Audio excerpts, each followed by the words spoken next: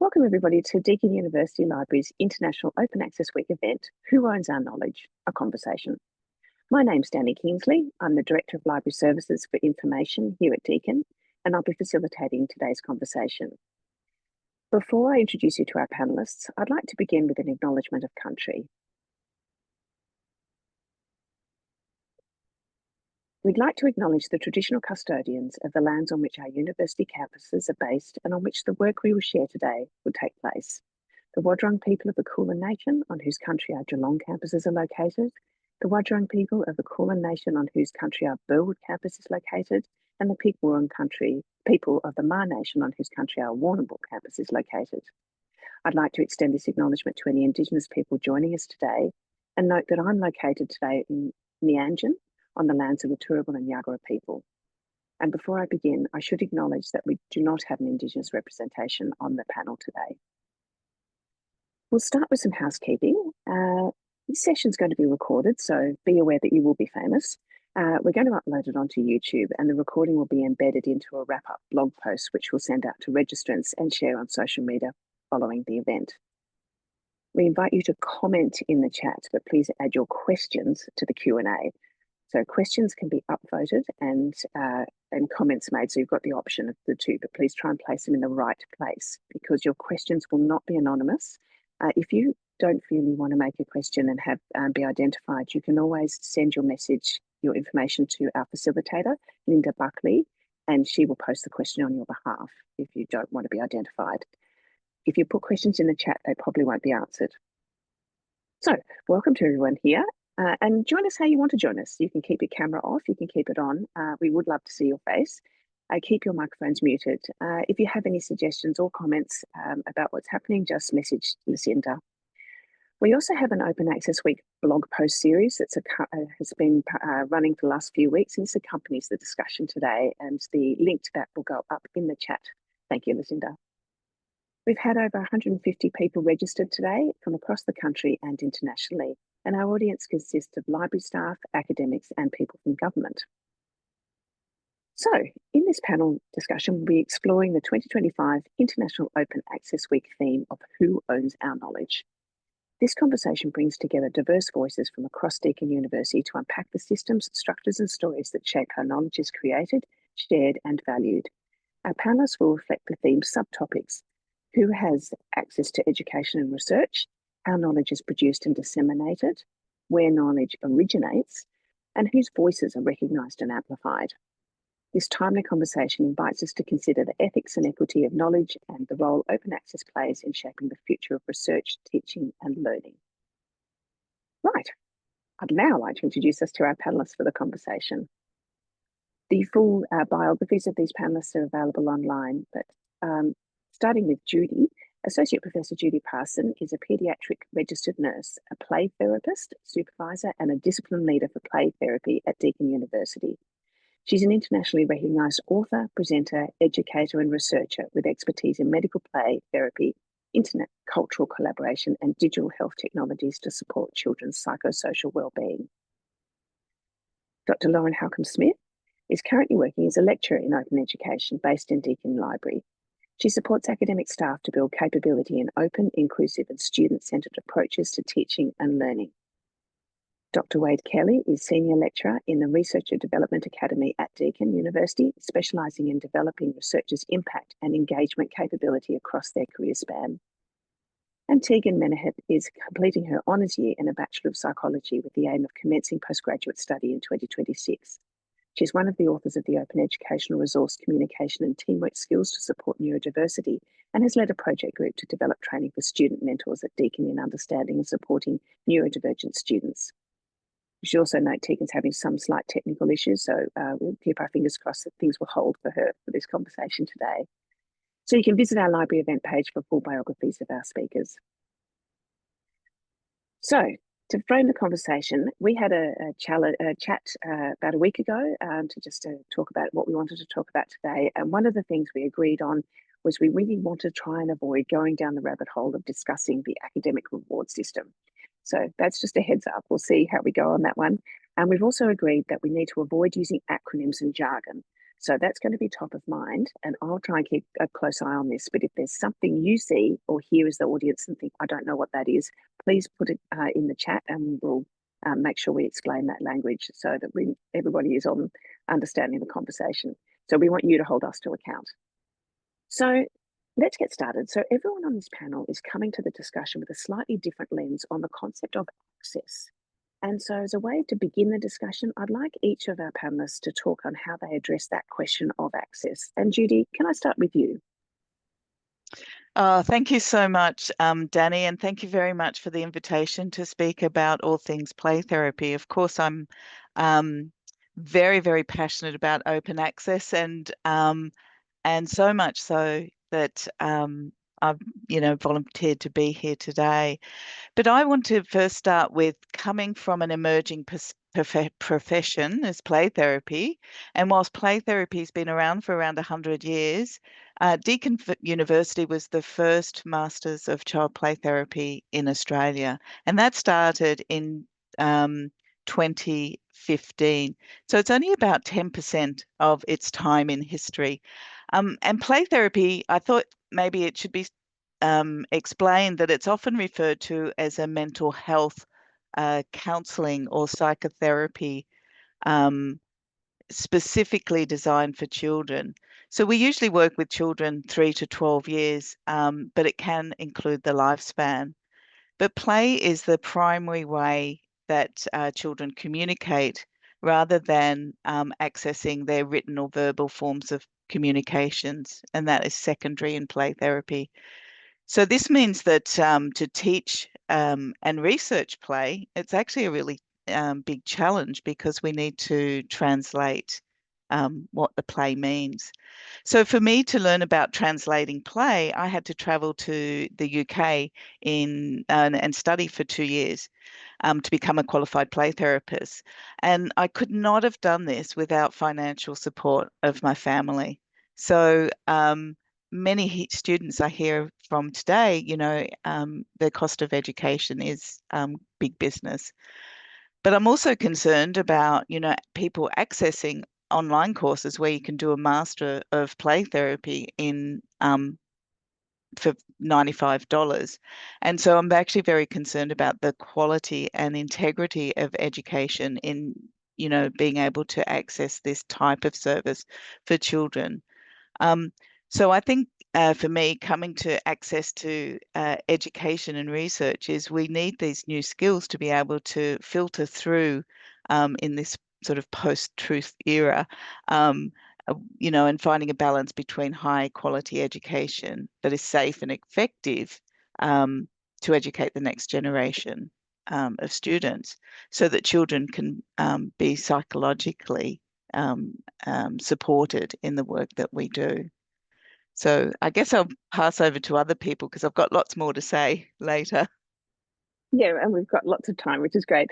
Lauren, how would you approach this question of access? Yeah, when I think about access, I come at this from my unique perspective as someone who founded an open access journal straight out of my PhD. And for me, the question of access was all about who gets to participate in scholarly conversations.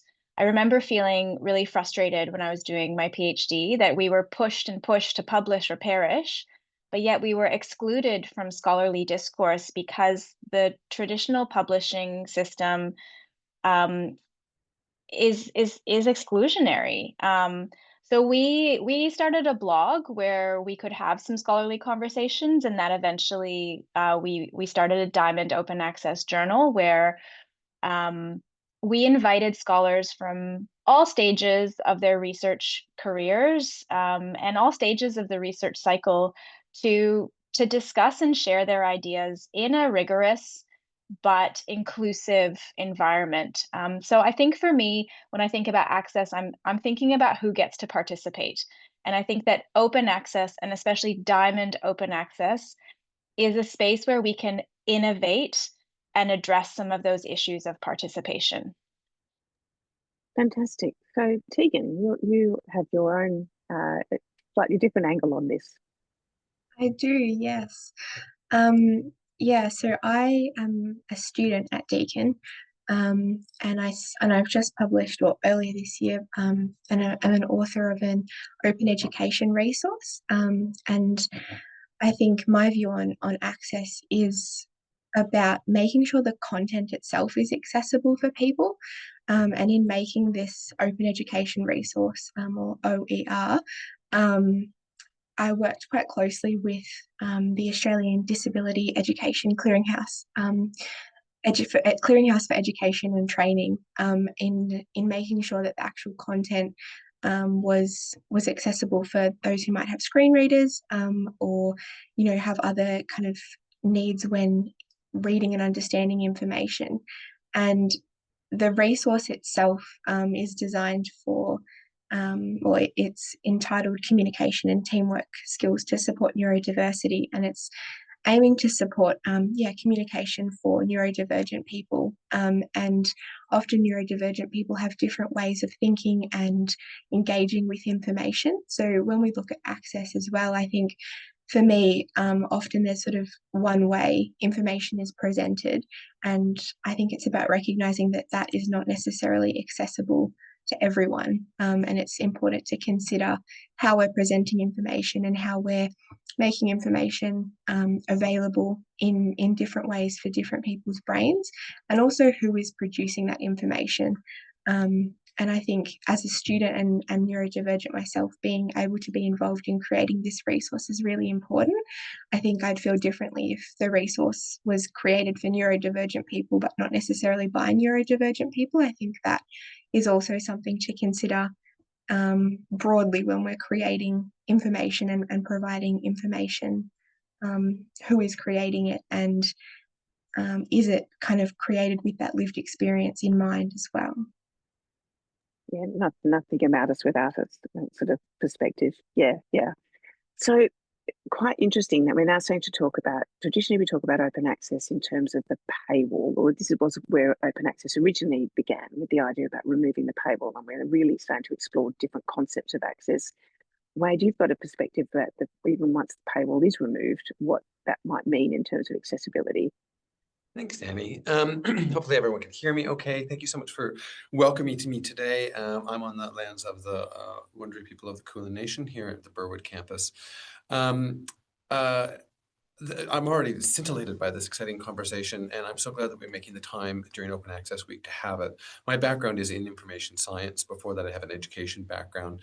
And in information science, we talk a lot about open access. I remember when I was doing my PhD interviews, I would go to people's offices to interview them, and they would talk about how, oh, I'm doing impact work because I publish open access.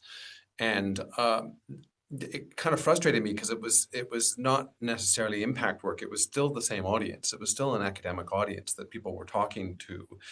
It's just that there was no paywall, that we had reduced a barrier that globally people could access this information, but the information was still very targeted at a specific audience.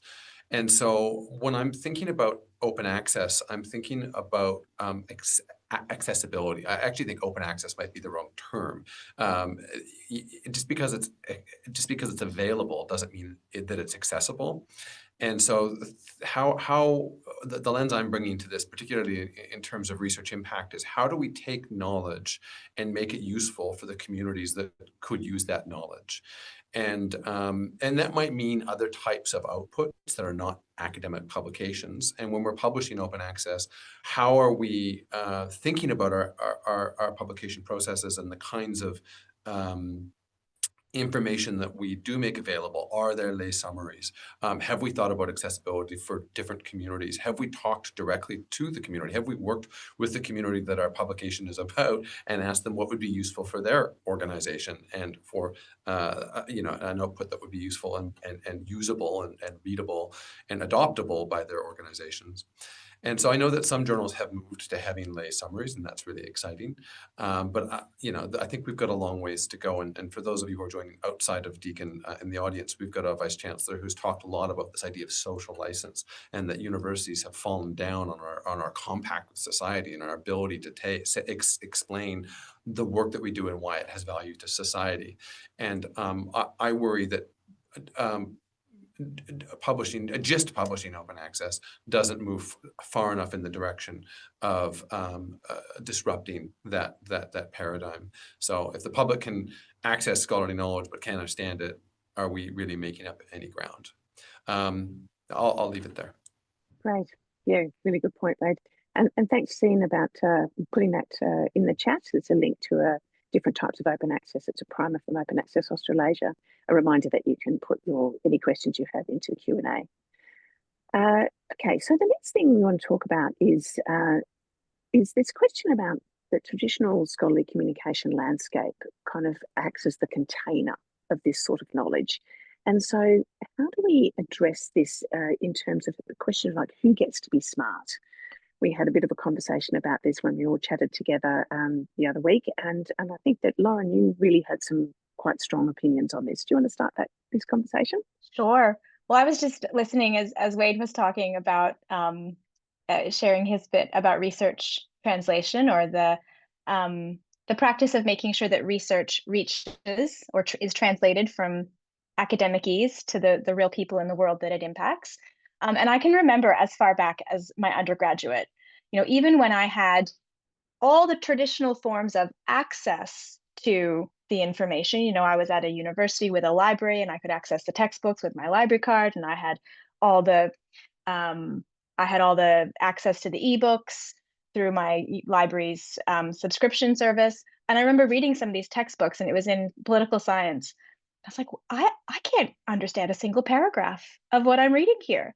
And that is something that I have noticed throughout my academic career, is there are certain styles of writing that are just, it gatekeeps knowledge. And I don't think that academics are doing this on purpose. I catch myself doing it. It's part of the reason we had the conversation about avoiding acronyms, because we just fall into this habit. So I think what I was reflecting on when I was listening to Wade was, I think what we can do is not just approach this from the perspective of where am I going to publish, where am I going to disseminate the results, how am I going to share the results, but just always coming back to the values of open and the values of open education, and letting those values be the compass that guides us in the work that we do. And that's helping us make decisions right from the get-go. It's helping us, we're thinking about openly sharing what we learn. We're thinking about being transparent in what we do. We're thinking about collaboration, and those values can guide the decisions that we make right from the beginning of the design of a research project, or the design of a particular learning resource. And I think that if we approach things from a values-based perspective, we're going to make different decisions. For example, I'm designing a research project now, and I'm trying really hard to use those values as my compass or my lens. And it's helped me with framing my research questions. It's even helped me with the research methodology. So we're using podcasting as a research methodology as opposed to traditional interviews. So right from the research, the stage of data collection, our data will be out in the open, and and we're recording these as podcasts, so they're conversational, so that they can reach people beyond the sort of the ivory tower. So for me, it comes down to values. I don't want to jump too far into the fray of ethics, but you brought up like non-traditional ways of capturing data and non-traditional ways of sharing data, often butt up against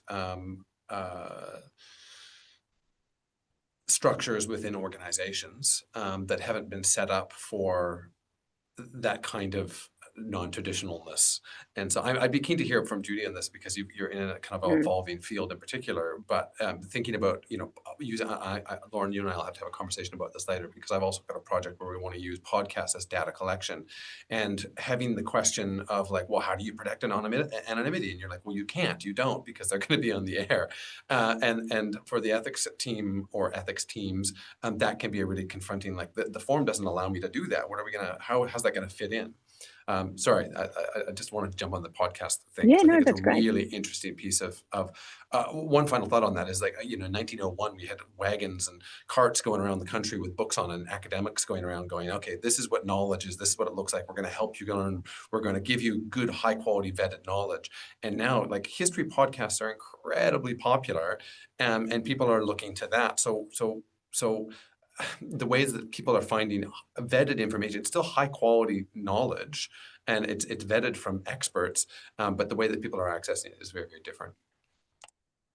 So let's jump to you then, Judi, because we're talking about perhaps different voices in your space and non-traditional research outputs, if you want to put it that way.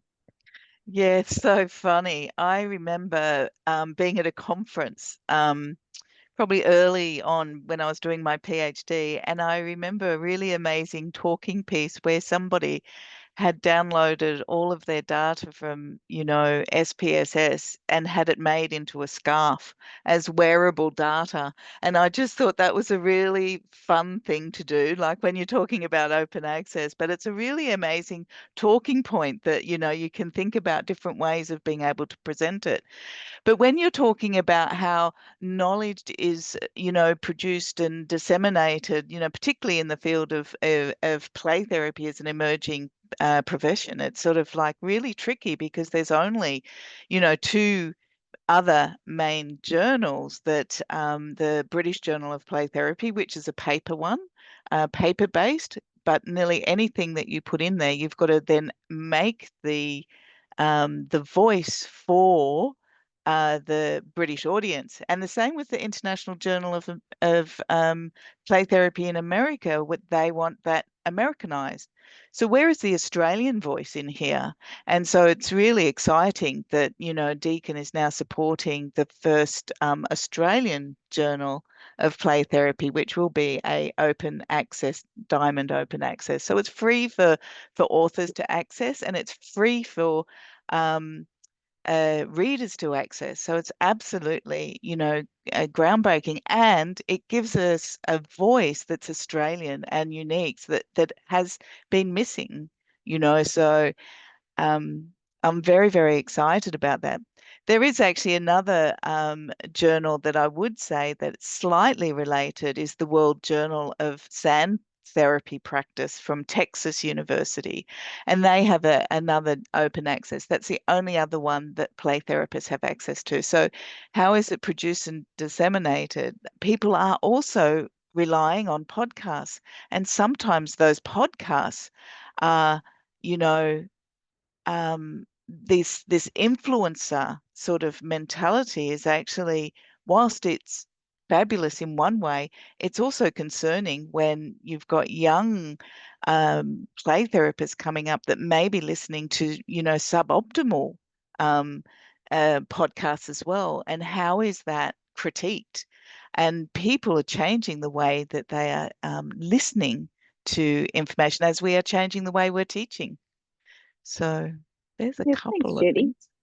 We've had our first call out on a piece of jargon, which is diamond open access. So the link that Tassine's put into the chat, we'll talk about this, but diamond open access is a term that's used for a journal where there is no cost to the reader, so there's no subscription, but also there's no cost for the author to publish in it. So the costs of managing the journal are managed by the academic team, or supported by something like a professional society or the like. So there's no cost to the reader or the author. That's what we mean by diamond open access. So it's our gold standard if you want to start using lots of different colours here.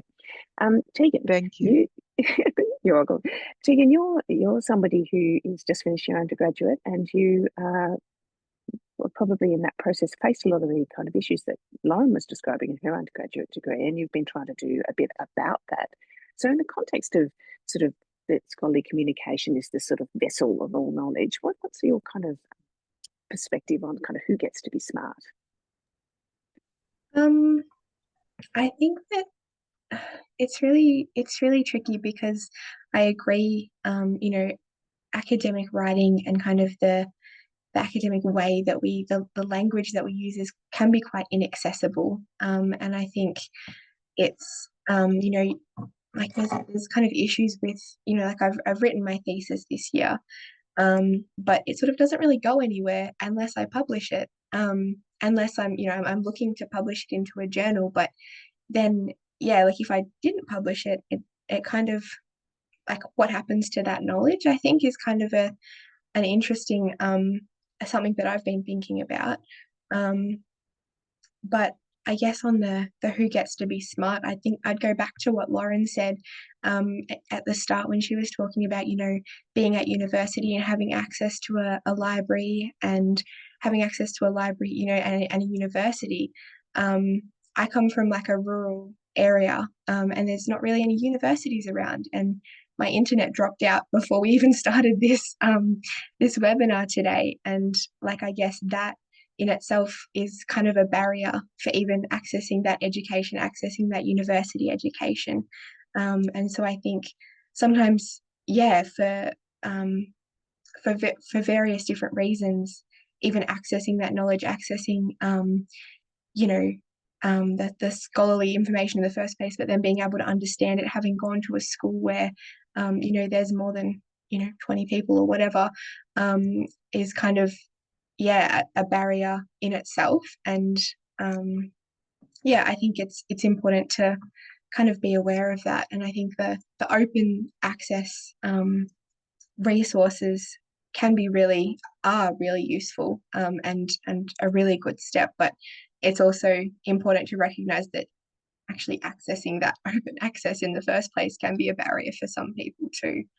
I don't know if that kind of goes too far down a bit of a rabbit hole, but yeah.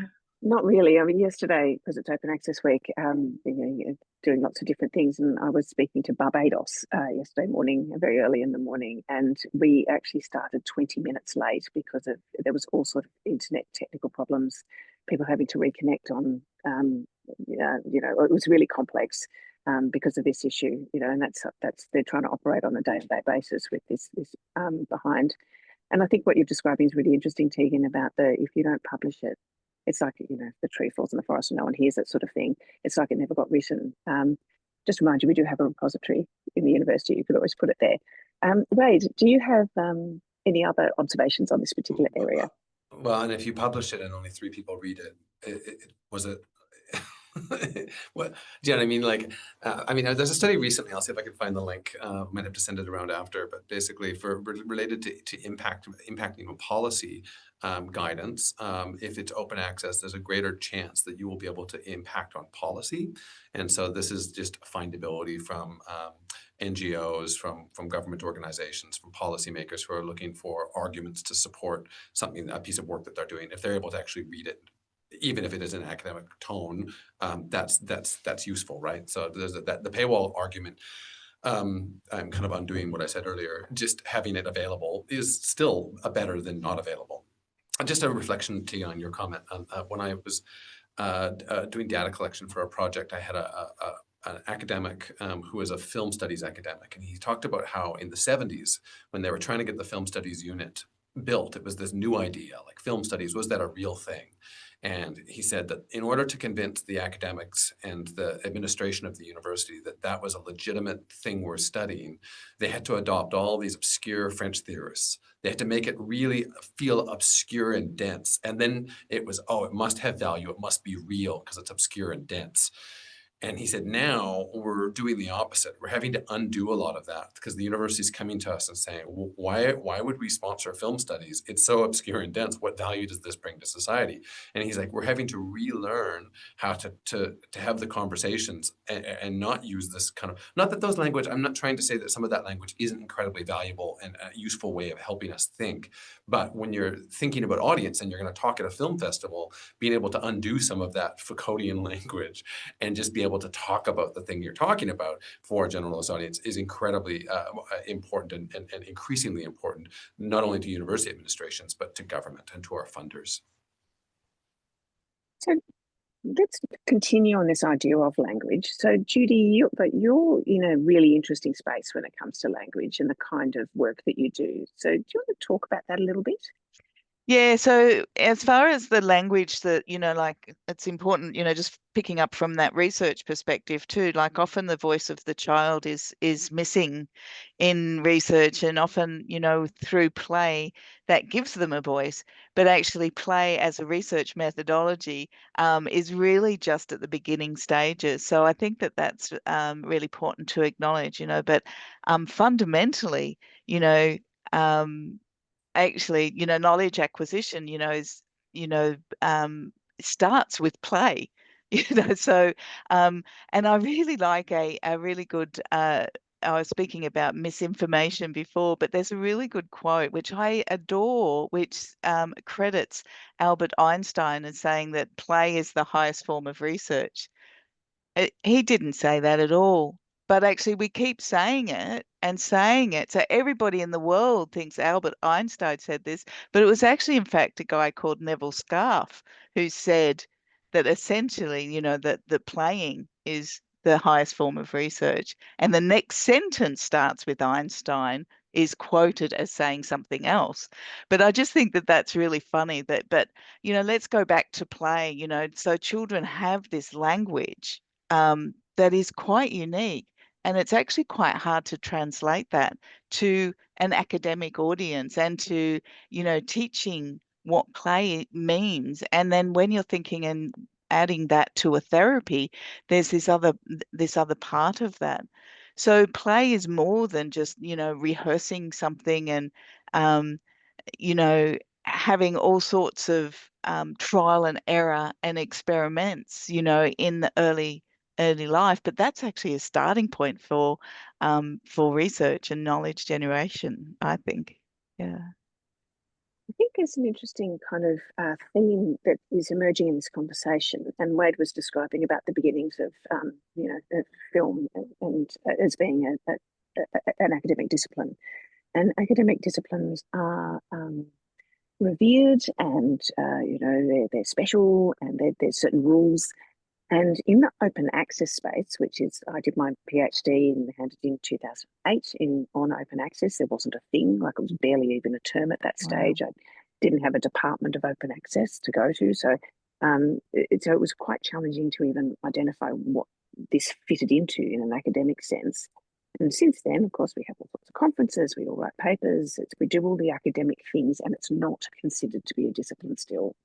So you're kind of in that space, Judi. Lauren, you're in the open educational resource space. Do you want to talk a bit about like that like from that angle about, is this academic?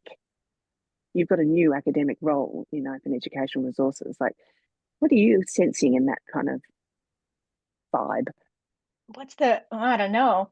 I think everything is academic. I kind of think yeah.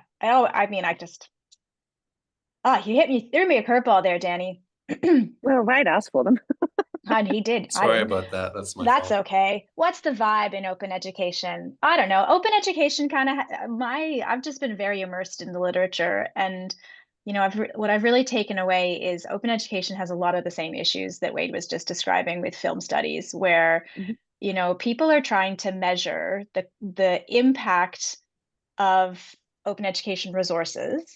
So that's like the resource that Teagan just wrote, where it's free to read, but you can also remix it and redistribute and republish it, which opens up the doors for some really cool stuff in teaching. And so obviously researchers are trying to figure out what is the impact that these resources are having on learning and teaching. And I'm, full disclosure, come to this from a like super constructivist. Sorry, that's a big jargon. I am a really practical, If mathematical. you could describe constructivism real quick. Constructivism is the idea that we believe that things are just really social, and we understand the world from an individual perspective. Like I think that things that are as complicated as teaching and learning and anything that we do in relation to other people is really, really hard to measure. And yet in the discipline of open education, there's a lot of research that is sort of quasi-experimental and trying to like isolate individual variables associated with the impact, which I think from my perspective is kind of misguided. And and also kind of removes the whole thing from the people who are experiencing it, which is the teachers and the students. So I'm more interested in stories and storytelling, which is probably why I'm looking at podcasting as a research methodology. But again, that also comes down to values, and I'm trying to design a research project from the perspective of transparency, collaboration, sharing. Did that answer your question, Danny? Well, Maybe not? yeah, well, I think the thing, the academy, as in, professors and so on, Judi, you're one of them, so, looking to you. But the academy has this kind of rule around who gets to do what. And so I'm somebody who is an expert, I have a PhD. I have expertise in an area. I can't supervise somebody because I don't have an academic role. I've got a professional role in the university. There's these really strong lines. And so the kind of this creation of a language around something to make it a thing, for it to be acceptable by the academic environment, to become an academic discipline, creates this kind of necessity to make up stupid language that nobody understands so that it sounds like it's fancy pantsy. So there's this kind of like big wall that we're pushing through. So Teagan, you're also doing some work that is in a really, you're breaking barriers, you're starting out, you're pushing through. Have you found kind of pushback about, oh, well, that's not real, or that doesn't really count? Like that's the sort of thing that Judi sort of talked about, there aren't any, her journal is going to be the first journal in Australia in this space because it's so new. This isn't necessarily a thing. What's your kind of experience of that kind of, have you had that kind of pushback with the work you've been doing? No, it's always been the opposite. I've had a lot of feedback of, this is amazing. Like, I love how, interactive, and the language is really, accessible. It's been really good. I don't think we've really had any negative feedback, which is, really, really good. And I think maybe speaks to the fact that people are actually looking for that accessible language and that accessible kind of resources as well, rather than not particularly keen on the sort of academic things. It's sort of, there is that need for that information to be presented in a more accessible way. Sorry. Judi, sorry. I just want to put in a really big jargon word here, so just front loading that. But I just think it is so funny. What we're talking about is epistemological equity.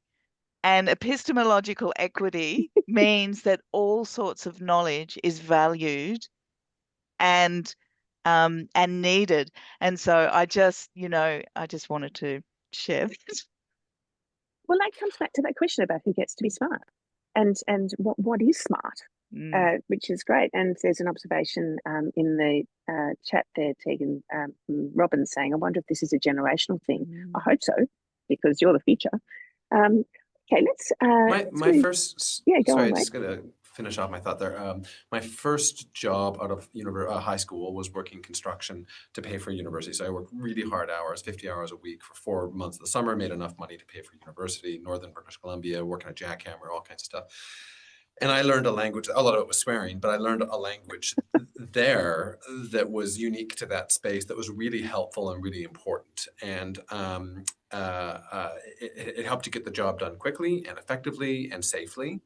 And so language is important in any context, and acknowledging that there's different language for different in-groups is I'm part of the queer community. We have certain language that is adopted and used that is unique to us and special to us, and that's great and that's okay. Academics are no different. That's fine. It's being able to turn that switch and being able to develop people so that they can turn the switch, so that they can talk in accessible ways, so that they can talk to the media, so that they have the ability to translate when they need to translate. I hate the phrase dumbing down, but being able to synthesize knowledge in ways that is useful for other people. And to me, that's really, it goes back to my opening comments around open access. That's where I would love to see this movement moving. So there's a couple of observations in the chat, and I think that this is quite interesting. So one of the comments is that in academia, there's while it's important to communicate simply and clearly, there is a nuance in knowledge, and so there does need to be a degree of precision. You do want the person operating on your brain to be precise and to be using exactly the right language and terms with the other people in the room to make sure that your nerves don't get cut or whatever. So obviously there is a place for that, and I think there is a conversation like you're describing, Wayne, between contemporaries about the thing that they're doing to make something happen in a safe way, an effective way. But there's also, I think, on the other side of it, what we're talking about here is the purpose of academia, one would think, is to better society, to improve conditions, to help the environment, etc., etc. And if that conversation is only happening amongst one another, then that's not occurring, and that comes back to that question of impact. So I might just throw it back at you, Wade, given that you're the impact person in the group. Do you want to talk a bit perhaps about that angle, that impact angle? Yeah, I mean, this is another panel altogether in some ways. This idea that that you can just do what you've always done as a researcher, and then hope that that information will be useful to someone somewhere is probably not the best approach. And so the research that Judi and Lauren and lots of amazing researchers at Deakin are adopting is that co-design from the beginning, and co-production, and co-producing the outputs, and understanding what is going to be useful for a target demographic. I often use the example, if you were doing a research project about teen pregnancies, and you said that the output I'm going to generate, or the tangible thing that I will create as a result, my translation element, is going to be a pamphlet that's going to sit in a doctor's office, I'd go, is that really how teens are learning about things now? Is that the best knowledge translation approach? But if you said, well, we've got a strategy, and it's going to have TikTok, and it's going to be infographics, and this, that, and the other thing, and I go, okay, well, you really understand that demographic that you're working with. So I think that this is the maturity in the conversation. And we have a lot to learn. Like Teagan, I was looking through your research. I have a lot to learn. We all have lots to learn from each other. And in universities, a lot of that knowledge exists, but they're highly siloed. So it's about how can we do a better job? And I'm not just saying at Deakin, I think across the sector, silos are important for baking cookies. Really, really important that we know when to mix the flour together with all the other ingredients to make a delicious cookie. So we need silos, but knowing when to mix and how to mix, and making the opportunity to have that mixing happen is really critical. So I've got lots to learn from Judi as well. I've got lots to learn from Teagan. We have lots to learn from each other. Creating the space to do that is the challenge and I know that we said we weren't going to get to the performance metric stuff, but when there's so many other pressures on an academic around performance. And to Wade's point, I think if there's any, sorry, Danny, you told us to jump in. I'm jumping in. Yeah, jump in. I think to Wade's point about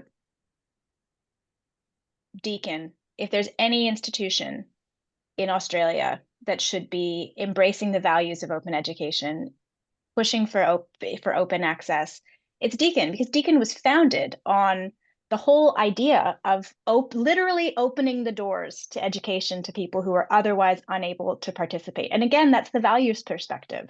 What can I do at this moment in my research or my teaching or my design work to open a door that is otherwise closed to someone? And for some, that might be, the doctors, they need pamphlets. Maybe a pamphlet is the right modality for one group. Maybe that does open a door, and maybe a TikTok video is another. But I think, at Deakin, I think we are in a really great place to push those boundaries because it's written in the institutional values. Yeah, so if we think about who the audience is, which is what you're describing there, Wade, and if you're wanting to talk to teens about teen pregnancy, how do you do that? And that comes down to the audience, because obviously audiences for different research work are going to be different. Sometimes the audience will be government people, some of whom are on this call, and that's not necessarily a TikTok in that instance. So Teagan, the work you're doing, your audience for the work that you're doing, did you work with them? I mean, there is that lived experience for yourself, but how did you kind of work out how you were going to hit home with the work that you were doing? I think a lot of my own knowledge and professional experience working with, so I'm a student mentor as well, working with autistic students within the university. So a lot of my personal experience working with, or professional experience working with them, and kind of identifying what they needed, as well as working with, I guess, the academics who were the co-authors in the resource, and what they're seeing in their faculty, and kind of what students are coming to them with, and what students are identifying as challenges. And then in adapting the resource, so it's now been adapted into a training module for all the student, available to all student mentors at Deakin. And so in adapting that, working with current student mentors and asking them, to review what we've got, and ask, where they see gaps, and what they what they think is important to include. So I guess speaking to that co-design and more collaborative approach, and rather than just kind of, taking what I know and assuming that that's all there is to know, like really having that open mind and looking for input, as much input from others as possible, to make sure that it really speaks to the need and the requirements, I guess, of the audience, really. Great, Teagan, that's great. So, Judi, I'd imagine that for you, your audience is kind of twofold.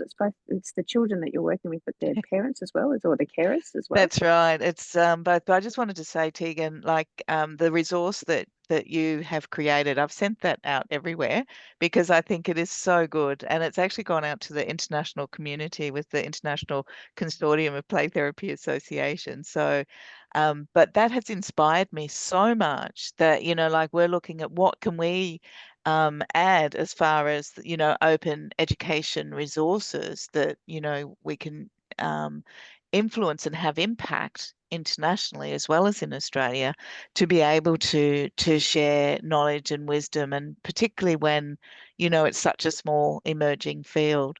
And now I've completely forgotten what the question was. In terms of impact, so your audience effectively is both the children and their carers. Yeah, so and I think that from an education perspective as well, we're really looking at other assurances of learning. So making sure that what we are teaching students are being able to, really understand and access. But we're also looking at, how can we develop assessment tasks that are child friendly. So, like social stories, so that might be all picture books in a therapeutic medical play unit, which is open to anybody to study. It doesn't have to be part of the enrolled in the course, but anyone can study that unit. They have to create an artifact, and it's sort of like a less traditional way, because if you're creating something for a child, to be able to communicate, for example, what it's like to have diabetes, or what it's like to, go to hospital, students are actually creating these resources, and wouldn't that be wonderful to be able to then share those with the community as well. And also with families, we have another like play therapy. We work with the children's family because children don't come to play therapy by themselves. So we have to bring the parents in and to educate them as well. And there's so many resources that we need to really create to translate what is happening for a child and what they're speaking through their play. Yeah, so we're still kind of talking about language, and we have got a question in the question and answer from Estefania, and she's suggesting, have we considered that the language used for open access is also linked to the demands of professional success in academia? My sense on that is probably yes. I think it is, and that's why. And the language in open access is so bad because we've got words that are used in the vernacular, just in everyday life, which then could be misinterpreted or misunderstood, and then we've got terms that don't make any sense at all, like diamond open access. I don't know if anybody else has got some observations on the language used in the open access space. I just have my reflection often on this one is universities are really challenging places to navigate because if you ask a mathematician to name their parts of their identity that they associate with most, either their discipline, I've already spoiled the example here because I said mathematician. If you ask them to talk about, what's most important, their school or the faculty, the university or the discipline, often they'll go, oh, I'm a mathematician. That's the first they notice, that I'm a Deakin employee who happens to study math. And so people who study a thing exist in a global context and a disciplinary context. And there's a lot of other things that are happening. It's not just a local university or even national context with which they're existing. They are existing in this broader international context. And Judi is a great example of people who have been referring to of building that international coalition of people who are studying things. So I think that's part of the challenge in shifting that dial. It's not just a local issue, it's an international one. Yeah, that Diana Crane wrote about the Invisible College and was just talking about this. Yeah. Okay, so something else that we did sort of get into when we had our pre-conversation was kind of the question of data. And we wandered off on a slight tangent in terms of what's going to happen politically in the US and data being disappeared. But then we got into the concept of what is data and who owns data. So within the context of who owns knowledge. Now I'm trying to remember who it was that was talking about the hospital example of data. Oh yeah, that was me. My cousin's wife works in a hospital where they collect just swathes of data. It's an opt-out system. So basically anyone that comes through their operating room is part of a research study and they're collecting data. And in the last 25 years, like 3 papers have come out of it. And the data's closed. And there just must be so many opportunities. And so people are out there who want to do research on similar stuff, and they have to go and generate new data when there might be perfectly usable data sitting in this repository that's closed, that no one can access. Right, so that's knowledge that's held, yeah. And the flip side of that is that, if I was to put my transcripts, anonymized transcripts I generated 10 years ago, that I thought I did a really great job of anonymizing, and I published them openly, with AI now, as developed as it is, I'm sure that it would be able to identify every single person. Yeah. And so there's a concern about technological interventions, and I hear where you're coming from, Lauren, but I also am cautious about privacy and about the ethics of our participants. And, in that case, it might be around medical data. So what will a new technological intervention allow people to extract? We saw this early on with Facebook. Facebook was open to researchers using data to do research on social networking. And then we had Cambridge Analytica and the results of an election that was probably swayed by that company. So I hear it. I understand the impulse for more openness when it comes to data and availability. But then I'm also very cautious about the unexpected consequences that we might not be able to know yet. But there's also, that is a specific data set, and obviously health data is its own problem. But Teagan was talking about, how does written the thesis? What do you do with that? What do you do with that information? Yeah.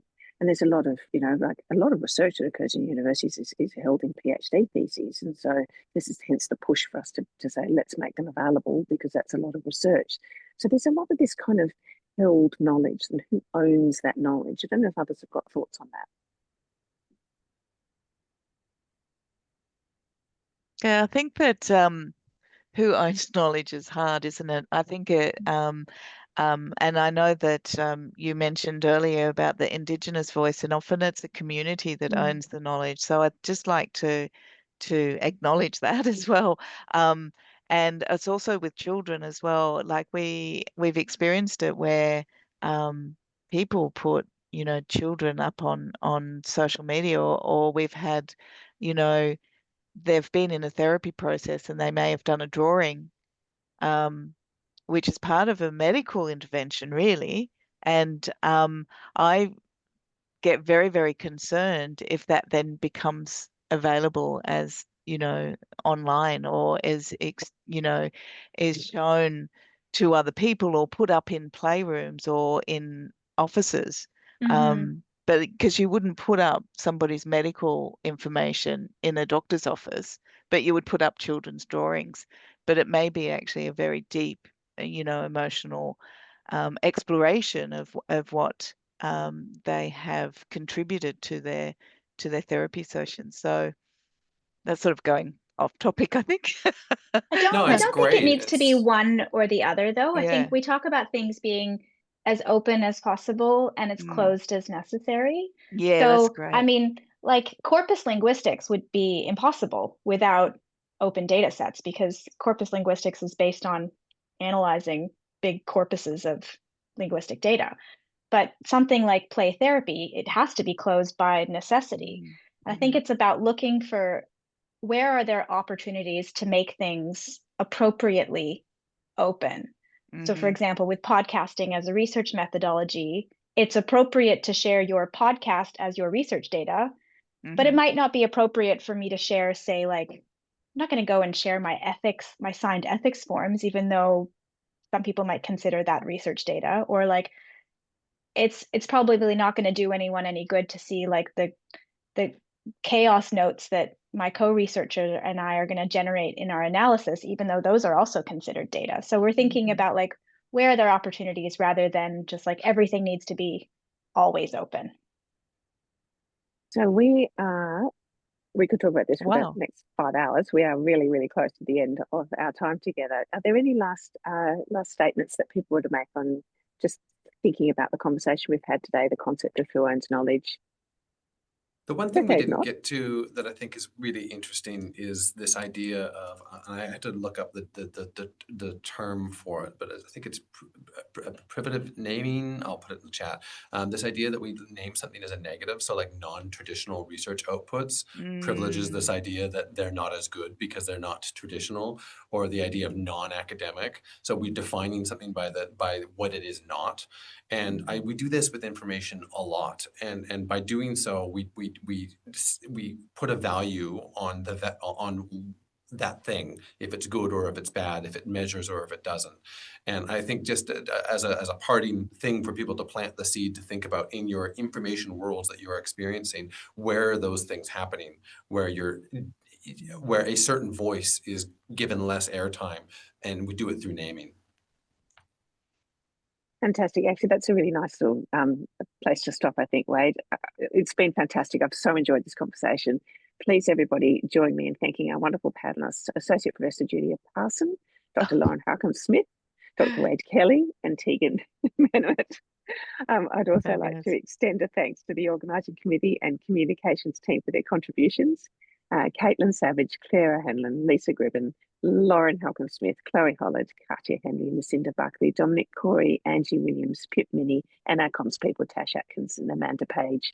I'm Danny Kingsley. Thanks so much for coming along. Happy Open Access Week, and let's continue the conversation.